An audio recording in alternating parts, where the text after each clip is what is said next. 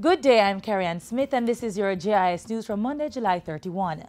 Government has met 6 of the 10 Economic Growth Council EGC policy recommendations targeted for implementation during the April to June quarter. EGC Chairman Michael Lee Chin made the disclosure at the presentation of the Council's third quarterly report on Thursday. The policy recommendations come under 3 areas of reform: business climate, specifically public procurement; asset utilization, in particular debt reduction and state asset privatization; and diaspora involvement in relation to immigration. Mr. Lee Chin said that among the targets met was the development of a framework for public debt reduction through a program of state asset privatization and sale by the Ministry of Finance. The Development Bank of Jamaica set out a protocol for the establishment of enterprise teams that handle multiple transactions and submitted to Cabinet a protocol for outsourcing the privatization of government-owned entities. During this period, the Ministry of National Security also conducted a feasibility study for the creation of a global immigration card, and the DBJ expanded access to financing through its various credit facilities and the exploration of the facility to allow unclaimed funds in the banking and insurance sector to be released to fund MSMEs. Mr. Chin added that the public procurement, techniques, procedures and offsets regulations and public procurement reconsideration and review regulations were drafted and tabled in Parliament in May by the Ministry of Finance.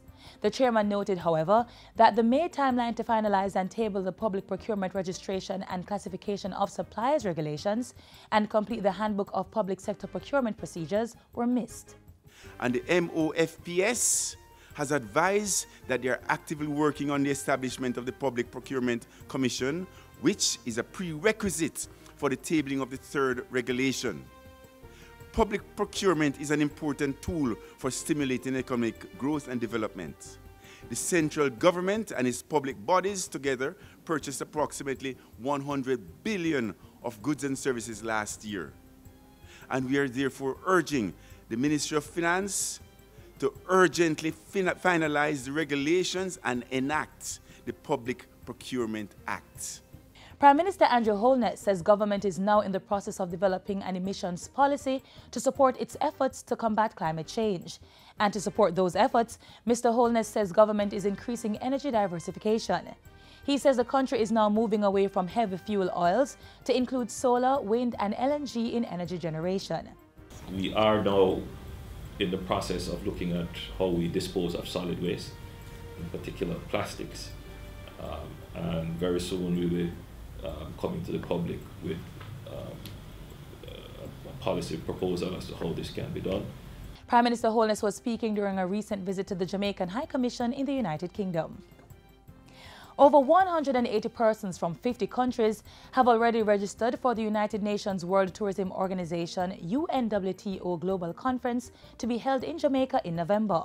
The disclosure was made by Minister of Tourism Edmund Bartlett at a recent contract signing with the Jamaica National Group for the management and execution of the conference. Minister Bartlett said a major focus of the conference is to bring together small and medium-sized players in the tourism sector with multilateral funding entities and countries. This is in keeping with the theme, Partnerships for Jobs and Inclusive Growth through Sustainable Tourism. We're going to be having panels where we'll be exploring various areas of sustainability, but more so, how do we bring projects, people, and money together? So out of this conference then will be derived a document called the Declaration of Montego Bay. And that document will help to inform the next millennial goals of the UN, as well as to form the basis of the next major publication of the UNWTO in terms of its sustainable development strategies. Jamaica will be hosting the 3-day global conference from November 27 to 29 at the Montego Bay Convention Center. Approximately 157 countries and ministers are expected to attend, in addition to 500 private sector companies. Chief Executive Officer of the JN Group, Earl Jarrett, said the company is happy to be associated with the event. The very fact that we are convening here in Jamaica is itself an event. The very fact that through that meeting we'll be able to build and continue a great network of persons who will support Jamaica is a great opportunity. And if we leverage it well, build a great network out of it, Jamaica will but benefit from the exercise.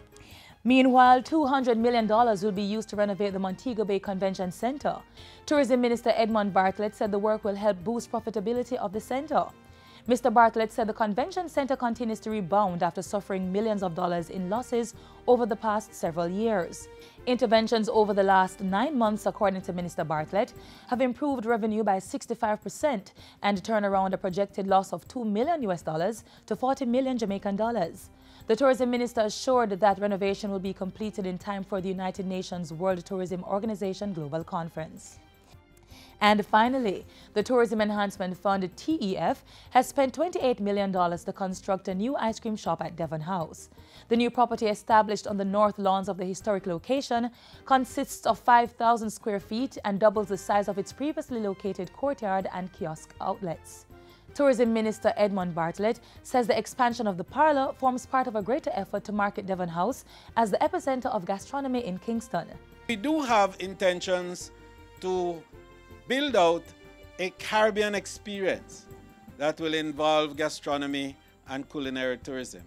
But we want to lead it from Jamaica, and we want to marry it with the other culinary delights of the region, and to ensure that when you leave Devon House, it's not just ice cream, but it's all the wonderful delicacies that are so inherent in this excellent cuisine which has come out of the confluence of cultures and ethnicity of our people.